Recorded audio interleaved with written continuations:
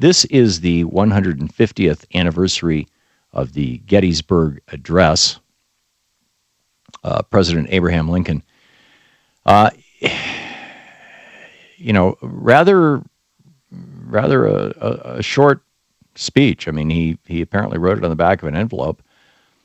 7 years ago, our fathers brought forth on this continent a new nation, conceived in liberty and dedicated to the proposition that all men are created equal. Now we are engaged in a great civil war. Does this sound like it could have been written yesterday? I mean, actually, to compare what's going on now, I suppose, to the Civil War is to really minimize the Civil War. But now we are engaged in a great civil war, testing whether that nation or any nation so conceived and so dedicated can long endure. We are met on a great battlefield of that war. We have come to dedicate a portion of that field as a final resting place for those who here gave their lives that that nation might live. It is altogether fitting and proper that we should do this. But in a larger sense, we cannot dedicate, we cannot consecrate, we cannot hallow this ground. The brave men, living and dead, who struggled here have consecrated it far above our poor power to add or detract.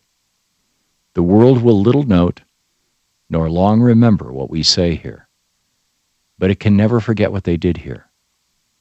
It is for us, the living, rather, to be dedicated here to the unfinished work which they who fought here have thus so far nobly advanced. It is rather for us to be here dedicated to the great task remaining before us, that from these honored dead we shall take increased devotion to that cause for which they gave the last full measure of devotion. That we here highly resolve that these dead shall not have died in vain, that this nation under God shall have a new birth of freedom, and that government of the people, by the people, for the people, shall not perish from the earth.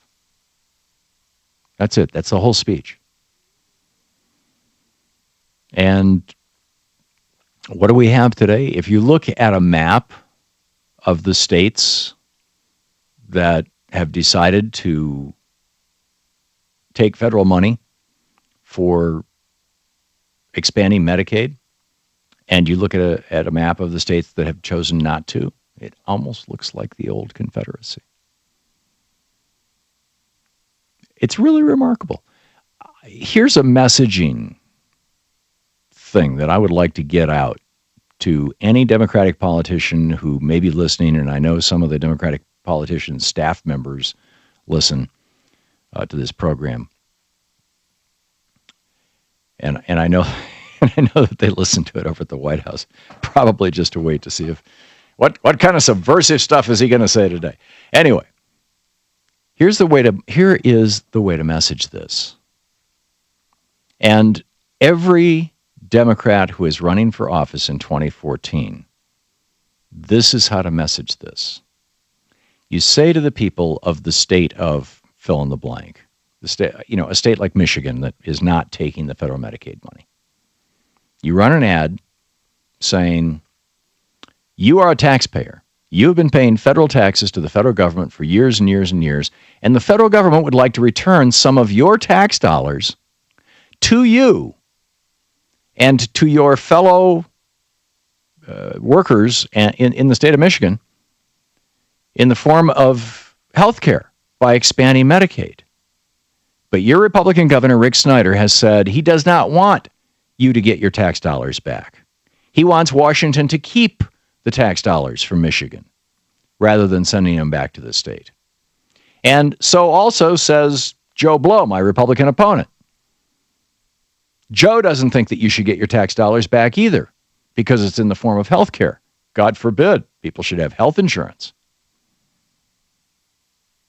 So vote for me, the Democrat, because I am strongly committed that this state, in this case Michigan, that Michigan should get back from the federal government the federal tax dollars that we're sending to them every year, and that we should use that and use that money to expand Medicaid. In other words, put it in the frame of let's just get our own money back.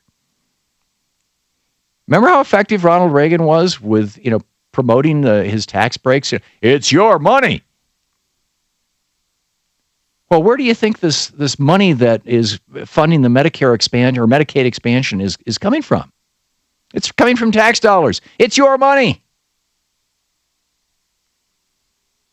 And Scott Walker and Rick Snyder and Bobby Jindal and all these crazed Republicans, they don't want the people in their states to have their own money back. Because, gee, if they get health insurance, they might think President Obama did something nice for them. And we can't have that. That would be a disaster. So, Democrats, take a cue from Ronald Reagan. Here's your messaging. It's your money. You sent it to Washington, D.C. The President of the United States wants to send that money back to you in the form of cheap health insurance. And the Republicans in your state are blocking that. Throw the bums out. Isn't this pretty straightforward stuff?